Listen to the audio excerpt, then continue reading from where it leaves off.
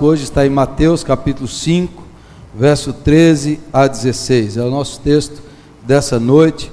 Abra a sua Bíblia lá, ou vamos ler aqui na projeção que eu vou projetar o texto. Mateus 5, 13 a 16. Vamos ler todos juntos?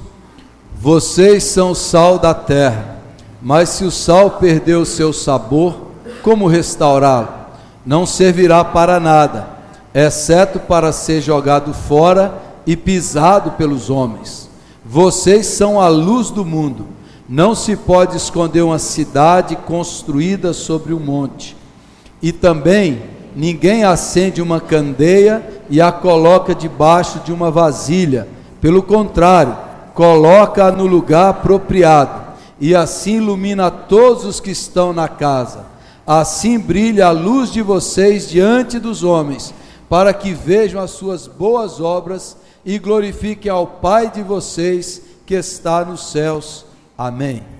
Domingo passado, eu falei sobre muitas das críticas que a igreja recebe hoje, que há uma enxurrada de críticas que a igreja cristã, tanto igreja evangélica, igreja católica, recebem hoje de várias maneiras. Há livros escritos hoje contra cristãos, há muita gente que deixou a igreja e muita gente que aponta os erros da igreja. E Jesus já tinha previsto que isso aconteceria. Ele falou assim: o sal pode perder o sabor, a igreja pode perder o seu sabor, e quando isso acontece, a igreja é jogada fora e pisada pelos homens, humilhada, criticada, de várias maneiras, de várias formas, a igreja tem sido atacada. Há muita gente que diz que não precisa de igreja, não quer saber de igreja, e aponta os erros e os defeitos da igreja, e muitas dessas críticas são verdadeiras, mas esquece de todo o aspecto espiritual positivo, tanto histórico quanto contemporâneo, da igreja de Jesus na terra.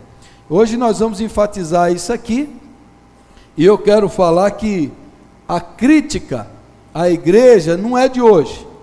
Quando nasceu o cristianismo, no primeiro século, depois que os apóstolos morreram, no ano 90, o último apóstolo foi João, os cristãos eram muito difamados. As pessoas em volta, os vizinhos, a sociedade de maneira geral, chamavam os cristãos, um nome que os cristãos eram chamados é de ateus. Ateus. Por quê? Porque todo mundo adorava vários deuses, no mundo gentil, e todos os deuses tinham imagens e templos. Então eles falavam assim: o meu Deus é esse, e tinha a imagem daquele Deus. O meu Deus é esse, o meu templo é esse, o meu sacerdote é esse. E os cristãos, eles não tinham nem imagem, nem templo e nem sacerdote. Eles falaram: onde é que é o culto de vocês? Qualquer lugar. Quem é o sacerdote de vocês? Sou eu. Qual é o lugar sagrado? Todos. Cadê o Deus de vocês? É o Deus invisível. Ele está presente, mas ele é invisível, e ele não pode ser diminuído em uma imagem. Então eles eram chamados de ateus. Uma outra crítica que era feita aos cristãos no início do século, aí vem do mau entendimento, porque nos tempos bíblicos, no Império Romano, no mundo greco-romano, havia os cultos de mistérios, que eram os cultos que eram feitos em casas, em lugares separados, em templos fechados. E muitos cultos dos cristãos eram feitos em casas, em catacumbas, em lugares fechados, até por causa da perseguição que eles sofriam, eles se reuniam em lugares fechados para não serem perseguidos. E como o culto cristão era feito em torno de partir o pão, comer o pão, beber o cálice, ou comer a carne e beber o sangue, os pagãos não entendiam isso e chamavam os cristãos de canibais. Você sabia disso ou não? Eles às vezes, esses caras comem carne e bebem sangue, porque eles não entendiam a Santa Ceia, o partir o pão e beber o cálice. E aí os cristãos, mais ainda, os cristãos não participavam das festividades. Os cristãos eram chamados de traidores da pátria, porque normalmente toda a pátria, os juramentos à pátria eram associados com o culto a um Deus. E o cristão, para não adorar outro Deus, ele não participava de festividades cívicas e patrióticas, e por isso eles eram chamados de traidores da pátria, por não participar daquelas festas pagãs e aos deuses da pátria. Então, se você pensar, todo tipo de crítica os cristãos recebiam, sem falar de perseguição, E fora do Novo Testamento, o primeiro documento histórico que relata um texto de um cristão escrevendo para um homem que não era cristão, que ele falou assim: olha, isso tudo que fala desses cristãos, desse povo, que é um povo tão diferente, tão peculiar e ao mesmo tempo tão amoroso, tão sério, o que é a verdade de tudo isso? O que é a verdade dessas críticas? Então, no ano 120 da nossa era, um cristão, que o nome dele não ficou registrado, ele escreveu uma carta a um pagão culto e rico chamado Diogneto, e essa carta foi preservada, que é esse cristão explicando para um pagão como eram os cristãos e como eles viviam. A carta a Diogneto, eu vou ler alguns trechos aqui com vocês.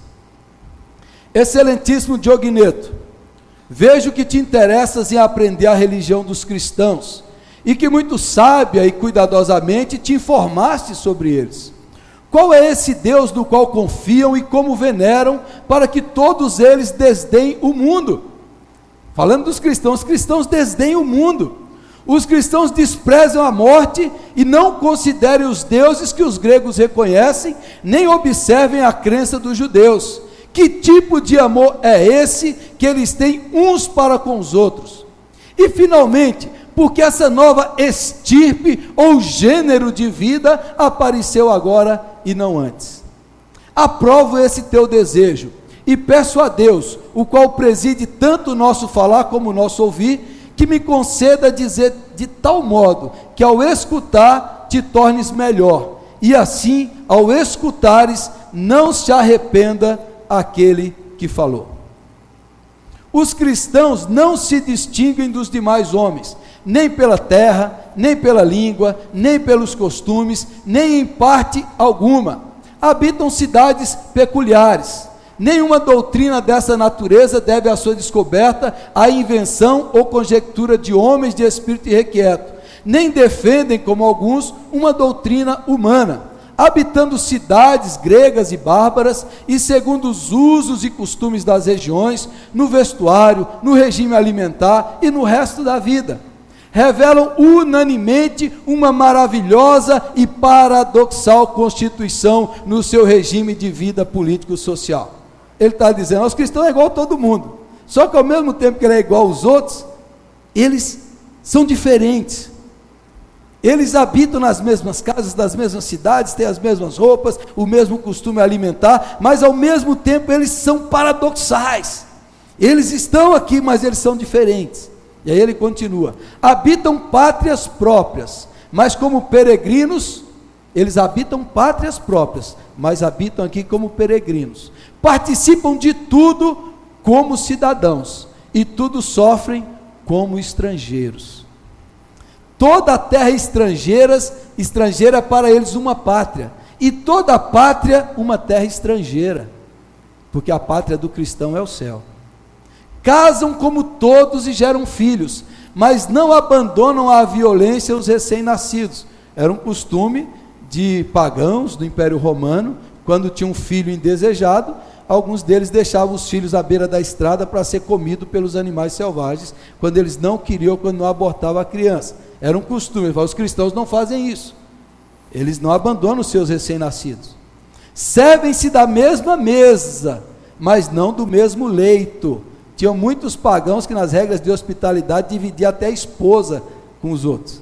Muitos pagãos, especialmente os vikings e os esquimós, faziam isso. Então ele fala assim, os cristãos servem da mesma mesa, mas não do mesmo leito. Encontram-se na carne, mas não vivem segundo a carne. Moram na terra e são regidos pelo céu. Obedecem às leis estabelecidas e superam as leis com as próprias vidas. Amam todos e por todos são perseguidos. não são reconhecidos, mas são condenados à morte. São condenados à morte e ganham a vida. São pobres, mas enriquecem muita gente. De tudo carece, mas em tudo abundam. São desonrados, e nas desonras são glorificados. Injuriados são também justificados. Insultados, bendizem. Ultrajados, prestam as devidas honras. Fazendo o bem, são punidos como maus. Fustigados, alegram-se como se recebessem a vida. São hostilizados pelos judeus como estrangeiros. São perseguidos pelos gregos. E os que os odeiam não sabem dizer a causa do ódio. Numa palavra, o que a alma é no corpo, isso são os cristãos no mundo. A alma está em todos os membros do corpo, e os cristãos estão em todas as cidades do mundo. A alma habita no corpo, não é contudo do corpo. Também os cristãos, se habitam no mundo, não são do mundo. Esse é o primeiro retrato dos primeiros cristãos. Perseguidos, injuriados, insultados, odiados, sem saber porque eram odiados, mas o que os cristãos faziam? O bem, amavam, abençoavam, serviam, mas eram perseguidos. Então esse é o retrato dos primeiros cristãos. Às vezes a crítica e a perseguição e os ataques à igreja, não é porque a igreja está errando, às vezes é porque a igreja está acertando, porque a igreja é essa comunidade peculiar que Jesus falou, essa comunidade diferente. A força e o poder da igreja está na sua diferença. A igreja é a comunidade contracultural. E aí essas duas expressões que Jesus falou, a igreja é sal da terra e luz do mundo, expressa a função e a missão da igreja na terra, do cristão aqui na terra. Nós somos chamados para fazer diferença nesse mundo aqui. Somos às vezes criticados porque perdemos o sabor, mas muitas vezes somos criticados porque estamos influenciando. E aí eu quero usar essas duas figuras para falar conosco hoje aqui sobre isso. A primeira é o sal. Vós sois o sal da terra. Jesus falou para os seus discípulos: vocês são o sal da terra. O sal tem pelo menos 3 funções, e eu quero me deter nessa primeira. O sal nos tempos bíblicos preservava o alimento, como até hoje, impedia a deterioração do alimento. Você salgava o alimento lá, ele durava mais. Sem o sal ele apodrecia mais rápido. Jesus está dizendo: olha, a igreja, os cristãos vão impedir essa sociedade, esse mundo, de apodrecer, de deteriorar. Eles vão impedir esse mundo de entrar em estado de putrefação. A função do cristão e da igreja é impedir, é ir contra essa podridão espiritual, moral, ética que existe por aí. Essa semana eu estava assistindo o jornal, e eu assisti o jornal e estava com o computador aqui. Então eu vi, naquele momento estava falando a notícia, acho que foi quinta-feira, da barragem de lama lá em Minas Gerais, em Mariana, os rejetos que a barragem rompeu e o rio de lama começou a vir, e está indo agora, vai chegar no Espírito Santo. O rio de lama que inundou cidades e coisas todas. Enquanto eu estava vendo isso, alguém mandou para mim na internet um vídeo de artistas da televisão, de atores, que fizeram um vídeo em prol do aborto, em defendendo o aborto. E aí a pessoa mandou aquele vídeo, eu assisti o vídeo. Eu fiquei tão chocado com aquele vídeo. E à medida que eu vi a reportagem do rio de lama, veio no meu coração exatamente isso. A igreja é a barragem que sustenta esse rio de lama na sociedade. Como que artistas bem educados, gente que teve uma formação humana, artistas famosos, como que eles vão lá, emprestam o seu prestígio, a sua fama, para defender e ofender, zombar, ridicularizar a igreja, zombar da virgindade de Maria, zombar da fé cristã, e gente humana falar que a mulher tem direito a abortar quando ela quer e como ela quer, porque o corpo é dela. Eu falei, o que motiva um artista, um ator, fazer um vídeo desse? Como é que alguém pode ser favorável ao aborto e lutar por isso? Aí, meu irmão mandou um vídeo para mim de uma especialista em saúde, que lá na comissão do Congresso Nacional foi dar uma palestra, especialista em saúde, e ela falando sobre aborto. E ela disse o seguinte, ela falou, todo mundo diz que o Brasil aborta, tem 1 milhão, 1 milhão e 500 mil abortos por ano. Ela falou, quem criou essa estatística?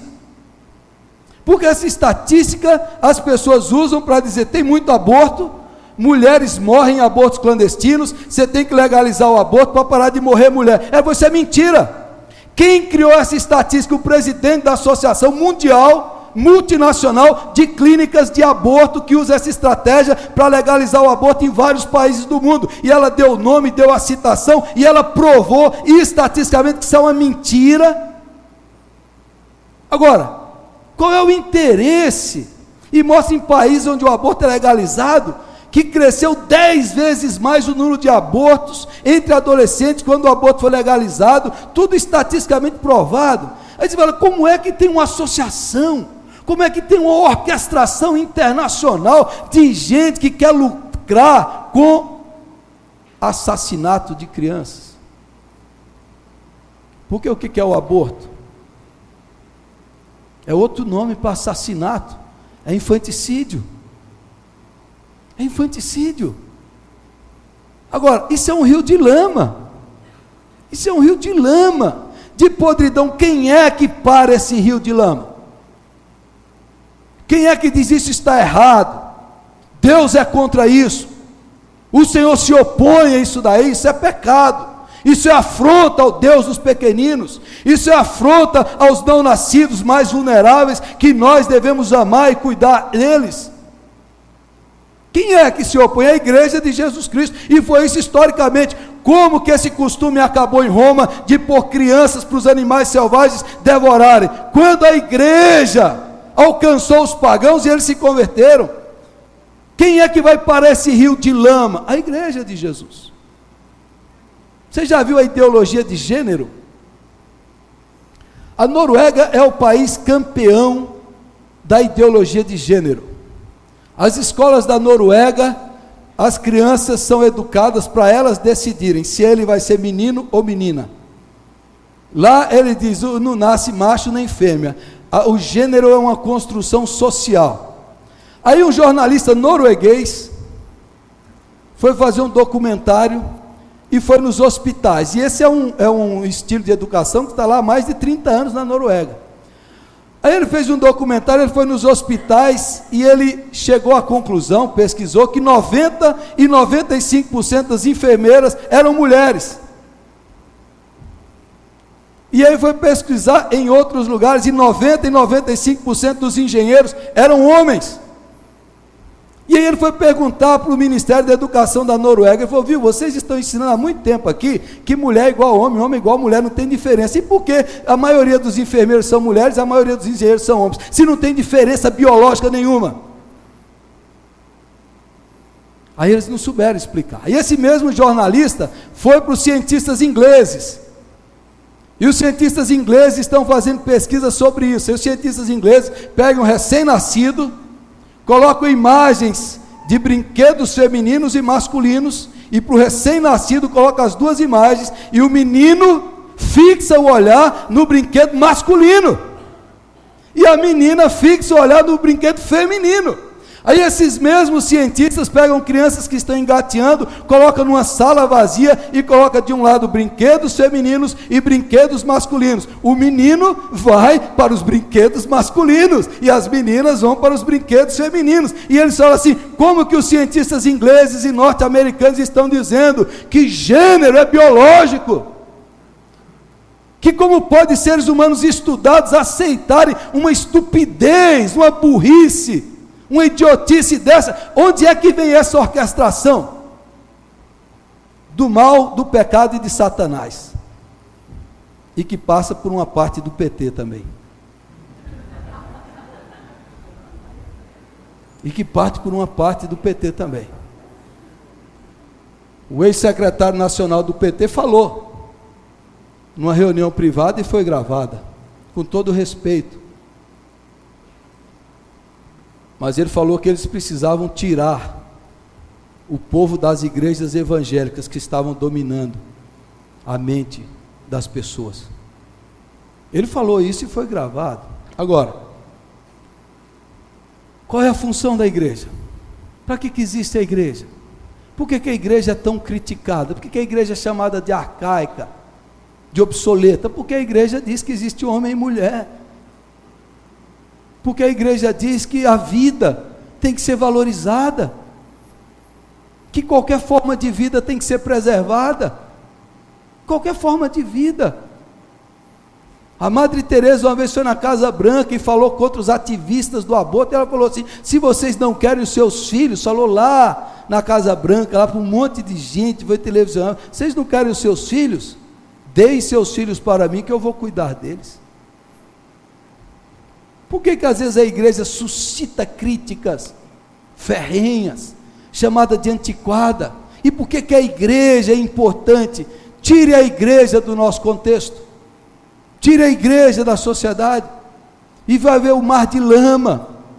Por que o comunismo na ex-União Soviética, o Stalin, a primeira coisa, matar os pastores, sacerdotes, fechar as igrejas e acabar com os cristãos? O que o Stalin fez? Matou mais gente que o Hitler, 60 milhões de pessoas morreram, porque a igreja é a força que se opõe ao mal institucional, estabelecido, o mal legalizado, o mal, qualquer forma que for, é a igreja.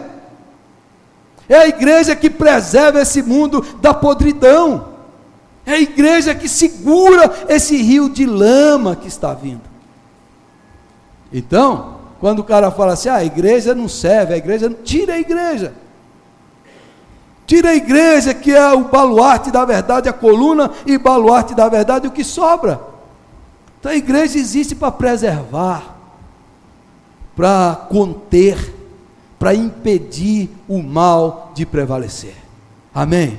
Qual é a nossa função aqui? É impedir o mal, é impedir essa deterioração moral e espiritual, isso daí. O sal dá sabor e tempera os alimentos. O sal é que dá vida. No alimento ali, eu lembro quando eu morava em República, eu era um péssimo cozinheiro, por isso que eu não cozinho até hoje. Isso é desculpa, né? Mas quando eu morava em República, eu ia fazer comida lá, e era difícil lembrar de pôr o sal no arroz. Toda vez eu fazia o arroz, eu colocava o arroz na boca, faltou o sal. Aí os caras já vinham reclamando, mas todo dia você esquece desse sal, põe o sal aí do lado aí, ó. O sal é que dá sabor à comida, o sal é que dá sabor, a igreja está aqui na terra para dar sabor à vida das pessoas. A igreja está aqui para fazer com que a vida seja temperada com sentido, significado, propósito, razão, amor, alegria, salvação. O sal existe para isso. Jesus fala, a igreja está aqui para dar sentido, significado, propósito, direção, sabor para a vida das pessoas. Essa é a função da igreja. Quanta gente perdida, quanta gente destruída, quanta gente acabada, que através da pregação do evangelho, a pessoa nasceu de novo, a pessoa mudou, a vida ganhou novos contornos, a vida mudou, a direção mudou tudo, porque ela conheceu o evangelho de Jesus através da igreja. A igreja existe como isso, como dá sabor à vida das pessoas. O sal provoca sede. Quando você come comida muito salgada, você sente sede. A igreja para provocar sede de Deus, sede da água da vida, sede de transcendência, sede do eterno, sede de Deus. A igreja existe para isso. Agora, Jesus falou que é possível perder o sabor. Historicamente, em muitos lugares a igreja perdeu o sabor, e aí a igreja é pisada, é humilhada, é ridicularizada, a igreja perde. Aí a gente tem que saber o seguinte: a igreja não pode se conformar com esse mundo. O poder da igreja está na diferença.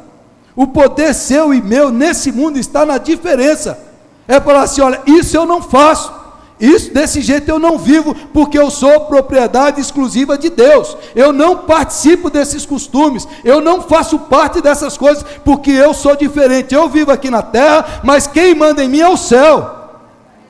Essa é a igreja. Então a igreja tem que colocar, há uma diferença entre quem é crente e quem é incrédulo, em quem é de Deus e quem não é de Deus. A vida aparentemente pode ser igual, mas essencialmente há uma diferença radical entre quem serve a Deus e quem não serve a Deus, e a força da igreja está na diferença.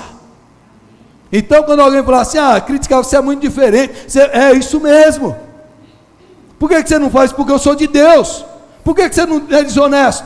Por que você não rouba? Por que você não faz? Porque eu sou de Deus. Por que você não mente? Por que você não cola na prova? Por que você não faz coisa? Porque eu sou de Deus. Por que você não participa dessa festa? Porque eu sou de Deus. Por que você não vai nesse ambiente? Porque o servo de Deus não frequenta esse lugar aí que faz mal. Por que você não participa desses conjuntos? Porque eu sou de Deus. A força da igreja está na diferença da igreja. E ela perde o seu sabor quando ela se torna igual. Quando ela é cooptada por esse sistema, quando ela é cooptada por esse mundo, e a igreja se torna parecida com esse mundo. Relembre, irmãos, relembre, nós somos diferentes, nós somos tirados das trevas para a sua maravilhosa luz, nós somos povo de propriedade exclusiva de Deus, nós somos sacerdócio real, nação santa, separada, tirada das trevas para proclamar as virtudes daquele que nos chamou, Jesus Cristo. Nós somos diferentes, nós temos que ser diferentes, nós temos que fazer diferença. Esse é o nosso sabor, esse é o nosso poder, esse é o ingrediente da igreja que esse mundo aqui não pode dar. Segunda figura é a figura da luz, a luz do mundo. Vós sois a luz do mundo. Os discípulos, vocês são, Jesus antes, eu sou a luz do mundo. Agora Jesus passa para a igreja, a luz, eu estou na igreja. Eu estou na igreja. Às vezes até quando a igreja está mal, como a igreja do Apocalipse, algumas delas, com pecados e tudo, Jesus fala, mas eu ando no meio dos candeeiros. Candeeiros era o símbolo da igreja. Jesus está dizendo, eu estou na igreja. A luz de Cristo brilha através do povo dele, a luz de Deus brilha, e nós refletimos a luz de Deus aqui nesse mundo. A luz expulsa as trevas, a luz expulsa as trevas. Eu estava pregando lá em Paraguaçu Paulista há poucos dias, conversando com um pastor lá, o pastor perguntando as coisas da minha vida, da minha história. Depois eu perguntei da vida dele, ele falou, a minha vida também foi difícil, talvez um pouco mais feia do que a sua. Ele falou, eu nasci num bordel, minha mãe era prostituta, minha mãe era chefe do bordel, eu nasci e fui criado literalmente na zona, e vivi tudo aquilo que um bordel tem, mas um dia a luz de Jesus chegou, e me salvou, e me tirou das trevas, e mudou a minha vida, e transformou a minha vida, e hoje eu sou um pastor lá em Paraguaçu, que serve e prega a palavra de Deus. Se a igreja, se alguém não tivesse pregado, era mais uma criança, com um futuro terrível, com a vida devastada. Ouvi essa semana o reverendo Hernandes contar, que uma mulher chegou na sua igreja, e ela aprendeu ali, estava congregando há poucos dias na igreja, e um dia ela estava andando na rua com seu bebê, com sua criança, já falava, criança um pouco grande, já falava, mas ela estava carregando, e naquele momento ela estava cantando os cânticos que aprendeu na igreja. Enquanto ela cantava, o seu filho, menino, começou a xingar, a falar palavrões e blasfêmias contra o nome de Jesus. Ela levou o menino até o pastor Hernandes, e o pastor Hernandes começou a orar. Naquela hora o menino pulou no chão e começou a se arrastar no chão como uma cobra, e a voz cheia de blasfêmias contra o nome de Deus. O Hernandes disse que expulsou aquele demônio, e depois perguntou para a mãe falou, o pai dele consagrou esse menino às forças das trevas, e por isso que esse menino fala isso. Essa história é uma história que eu já ouvi muitas histórias de crianças endemoniadas e possuídas por espíritos maus. Essa daí, a luz de Deus chegou e libertou essa criança, e libertou do mal. Mas as trevas crescem, propagam, as trevas avançam. A igreja está numa luta contra o poder das trevas, as trevas das forças ocultas, as trevas da ignorância, as trevas da imoralidade, as trevas dos vícios, as trevas que vão crescendo no nosso país, da corrupção, da mentira, da desonestidade, tudo trevas. Mas Jesus falou, a igreja é a luz nesse mundo, e onde a luz chega, as trevas são expulsas. As trevas do mal são expulsas, as trevas da mentira, as trevas da corrupção, as trevas do ocultismo, as trevas dos vícios, têm que ser expulsas, têm que ser dissipadas, porque a luz chegou naquele lugar, em nome de Jesus. É a igreja. Quantos milhões de pessoas saíram do vício, do crime, da bandidagem, saíram de drogas por causa da obra de Deus através da igreja de Jesus na terra? Quantos e quantos hoje encontraram a luz de Jesus porque a igreja chegou ali? Quem é que está acolhendo os refugiados haitianos e sírios que estão chegando em São Paulo? Quem é que está? Para criticar, todo mundo critica a igreja, mas quem é que está abrindo as portas? É a igreja presbiteriana de Pinheiros, é a igreja batista da Água Branca, é a igreja católica, que estão acolhendo milhares, centenas de gente que não tem onde morar, não tem o que comer, não sabe falar a língua. São igrejas que acolhem aqueles que estão debaixo da pressão, da guerra, estão abandonados, estão perdidos. Quem é que faz isso? É a igreja. Quem é que vai nas favelas, nos presídios, pregar o evangelho? Quem é que socorre os necessitados? Quem é que faz isso?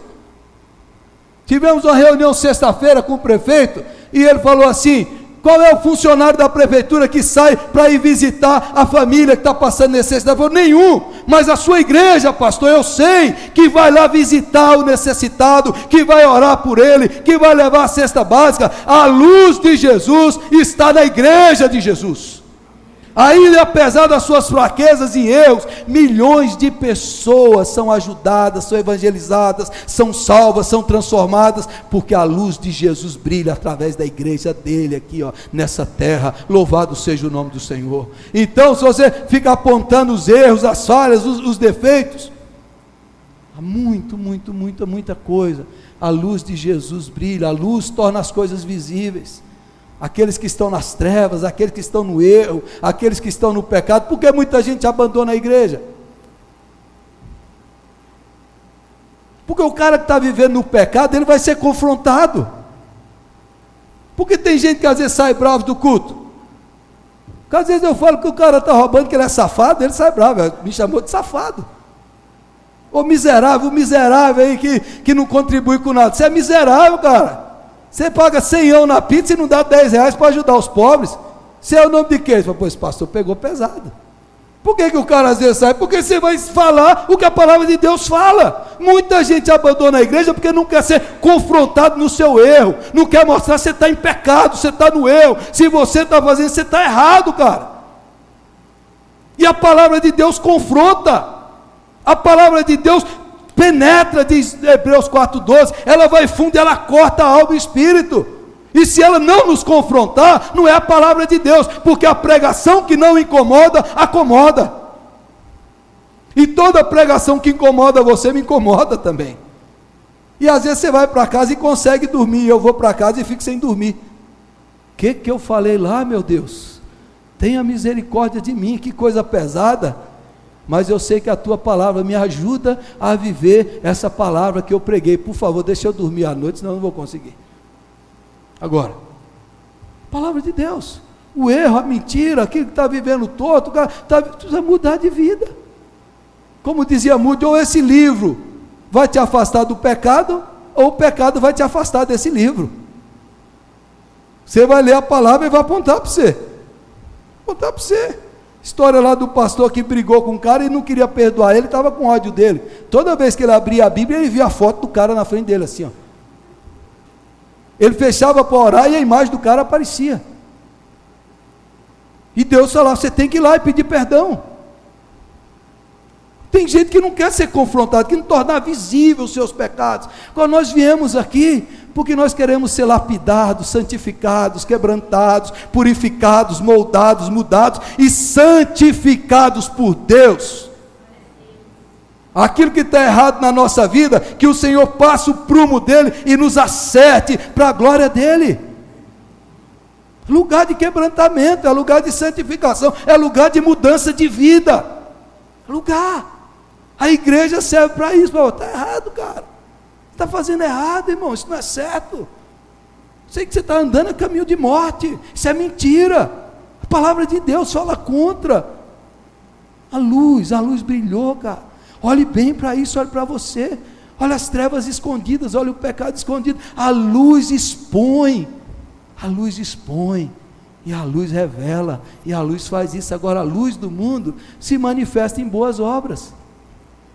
Jesus falou, para que vejam as vossas boas obras e glorifiquem o vosso Pai que está nos céus. A igreja tem que ser conhecida, o cristão tem que ser conhecido, porque ele pratica boas obras. Boas obras, todas as obras. Olha como Jesus foi conhecido. Como Deus ungiu a Jesus de Nazaré com o Espírito Santo e poder, e como ele andou por toda parte fazendo bem e curando todos os oprimidos pelo diabo, porque Deus estava com ele. Atos 10:38. A luz chegou, a gente faz o bem e expulsa o diabo em nome de Jesus. Para que a igreja existe aqui? Para fazer o bem. Fazer o bem para todas as pessoas, para ajudar todas as pessoas. Então você fala assim, a igreja faz muito pouco. Faz muito pouco. Mas tem muita gente de Deus fazendo muita coisa para a glória de Deus. Eu conheço gente que constrói casas para quem não tem casa. Eu conheço igrejas que acolhem órfãos. Eu conheço pastores que acolhem marginalizados. Eu conheço missionários que estão saindo aí, alcançando quem ninguém quer alcançar. Eu conheço igrejas que abrem suas portas para alcançar gente que ninguém quer. Olhem as maiores organizações não governamentais do mundo, que ajudam, de onde elas vieram? A Visão Mundial, que é uma potência, nasceu com os cristãos, os evangélicos. Olha o Exército de Salvação, olhem, vai olhando, porque às vezes o pessoal só critica, a igreja. Eu posso mostrar para vocês, olha a Rede Nacional de Ação Social, que é a rede que junta os projetos sociais das igrejas evangélicas, e eu vou mostrar milhares de projetos maravilhosos, que está alimentando o faminto, está educando o necessitado, está dando oportunidade, profissão, para famílias, para pessoas, tirando gente das trevas, e levando para a luz de Jesus. Quem é que faz isso? É o desigrejado lá que fica na casa dele, que não se envolve, não compromete, não doa, não participa, não contribui. É esse que só fica na casa dele sem fazer nada? Ou é aquele que ama a igreja, que ama a obra de Deus? C.S. Lewis fez uma frase maravilhosa. Ele diz: as pessoas que mais fizeram pela terra foram aquelas que mais amaram o céu. Esse é o povo paradoxal. Nós amamos o céu, mas nós transformamos a terra com a luz de Jesus. Olha os projetos. Por causa das vossas boas obras. Como é que a igreja vai ser conhecida? Por suas boas obras. Por suas boas obras. Um sociólogo, antropólogo ateu americano, chamado Robert Woodbury, ele se perguntou por que alguns países se encaminham tão bem para a democracia, enquanto vizinhos de fronteira chafurdam na corrupção de um governo ruim. Uma paciente pesquisa o levou a concluir que os missionários haviam feito a diferença. Eles ensinaram o povo a ler, construíram hospitais e lhe deram uma fundamentação bíblica para os direitos humanos básicos.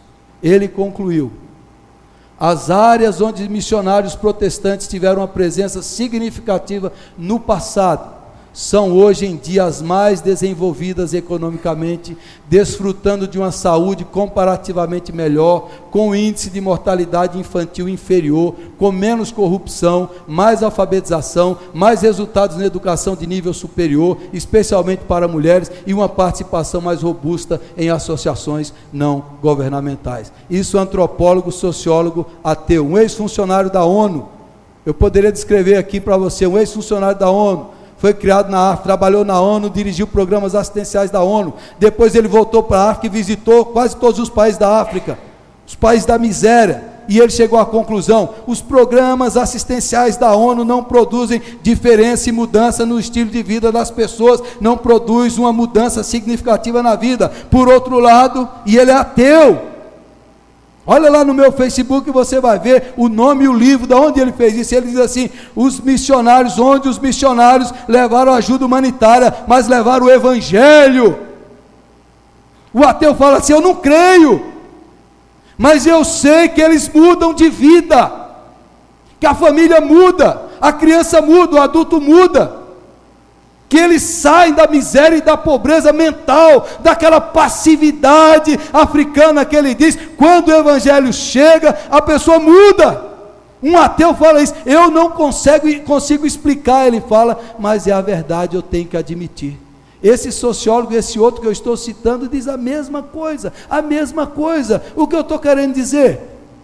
O pessoal fica criticando as igrejas cristãs, mas quem está fazendo diferença na história desse mundo é a igreja de Jesus Cristo, é o povo de Deus, são os missionários. Quem é que cuida dos índios aqui no Brasil? Qual é o único hospital para indígenas que tem no Brasil? O da Missão Kaiowá. Onde é que os indígenas têm escola? Onde é que eles aprenderam primeiro a valorizar o seu idioma? Então esse negócio que missionário destrói cultura é mentira de antropólogo do diabo. Que o missionário é que preserva a cultura, porque preservar uma cultura, a primeira coisa é você preservar o idioma, e os missionários são os primeiros que pegam indígenas que têm um idioma ágrafe e colocam o idioma inteiro por escrito. A FUNAI fica perseguindo o missionário, mas a FUNAI não consegue alfabetizar um índio. Agora o missionário chega lá voluntariamente, que vive de ofertas da igreja. O missionário vai lá, eu tenho amigos meus que fazem isso, ele pega o idioma, que é só falado, e coloca o idioma por escrito, e ensina o índio a ler o seu idioma, preserva o seu idioma, a sua cultura, que é o idioma que preserva a cultura de um povo, e depois traduz a Bíblia, e aí ensina ele a ler o seu idioma, e ensina ele a ler o Evangelho. A revista Veja esteve lá em Amazonas há pouco tempo, e percebeu numa tribo indígena, dois tipos de pessoas. Um lado da tribo consumida pelo alcoolismo, pelo suicídio, pelas brigas e contendas. O outro lado da tribo, os índios com a vida organizada, saudável, todos com a Bíblia debaixo do braço. E a revista Veja diz que lá, na década de 50, uma mulher baixinha saiu dos Estados Unidos, chamada Sophia Miller, veio sozinha igual uma doida e entrou no Amazonas, e foi morar com os índios, e evangelizou os índios, e traduziu o Novo Testamento para os índios, e metade da tribo se converteu, e teve sua vida mudada, porque a luz de Jesus chegou naquele lugar. Então respeito pela igreja de Jesus, pelo povo de Deus, e pelos missionários da obra de Deus, e nós deveríamos agradecer por esses missionários que estão fazendo essa obra. Então, irmãos, é isso daqui. Quantas igrejas, quantos missionários a nossa igreja ajuda? Vários. Quantos a gente está fazendo? Pouco, mas vamos fazer mais. Mais. Essa obra, a luz de Deus, a luz de Jesus. 1 Pedro 2,12, para terminar. Vivam entre os pagãos de maneira exemplar, para que naquilo em que eles os acusam de praticarem o mal, observem as boas obras que vocês praticam e glorifiquem a Deus no dia da sua intervenção ou no dia da sua visitação. Vejam as suas boas obras. O que Jesus fazia? Fazer o bem. Para que a gente está aqui? Para fazer o bem. A igreja está aqui para ser sal e luz. para você salgar o seu ambiente, a sua família, para você iluminar aqueles que estão nas trevas, para dizer: o Evangelho chegou aqui, a luz chegou aqui, a luz de Jesus precisa brilhar nessa cidade, naqueles que precisam, a luz de Cristo Jesus. Essa é a igreja do Senhor, amém? Você quer fazer parte dessa igreja? Você quer se envolver com esse povo? Você quer ser sal da terra e luz do mundo? Você quer ver a luz de Jesus brilhando e transformando a sociedade? Você quer ver vidas sendo transformadas? Se engaje na igreja do Senhor Jesus. Se engaje na igreja de Jesus. Se envolva, participe. Essa igreja aqui tem projetos para tudo isso aqui, ó. E nós queremos fazer muito mais. Não fazemos porque muita gente está de braços cruzados. Nós podemos fazer muito mais. Nós não fazemos porque muita gente está indiferente. Mas a igreja de Jesus está iluminando a luz de Cristo nessa cidade e até as nações da terra, que nós temos enviado e sustentado missionários. Louvado seja o nome do Senhor. Vamos orar? Vamos ficar em pé?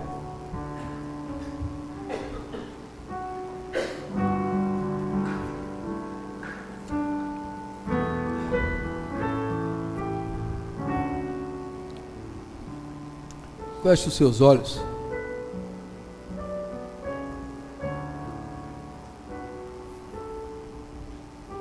Sal e luz é o que Jesus chamou você para ser, diferente desse mundo que diz não para o mal, que repreende o mal, que expulsa o mal e vive no bem e pratica boas obras. Fale para Deus: Senhor, o que eu preciso fazer? O que eu estou fazendo? O Senhor me deu tanto, tanta gente trabalhando na igreja, tanta gente dando suor, o tempo, dinheiro, para a obra missionária, para a obra social, e você só está assistindo. Quanta gente fazendo diferença nesse mundo. Tome um compromisso hoje, fale: Senhor, eu quero participar, eu quero ver a tua luz brilhar, eu quero ver o nome de Jesus, o nome de Deus sendo glorificado na terra, através da minha vida. Fale com Deus isso. Feche os seus olhos e ore ao Senhor. Nosso Deus, nosso Pai, eu te agradeço, Senhor, porque na igreja de Jesus tem muitos santos, tem muita gente que perdeu a vida, que renunciou ao conforto, o prazer, o bem-estar, para levar o nome de Jesus. Nesta igreja, Senhor, na tua igreja, muita gente deu tudo o que tinha e o que era, para ajudar os necessitados, para levar a luz de Jesus àqueles que estavam nas trevas. Eu te dou graças porque na tua igreja tem muita gente que serve por amor, que se dedica, que se consagra, que abre mão, Senhor, só para fazer o bem, só para fazer o bem e para fazer o nome de Deus ser glorificado.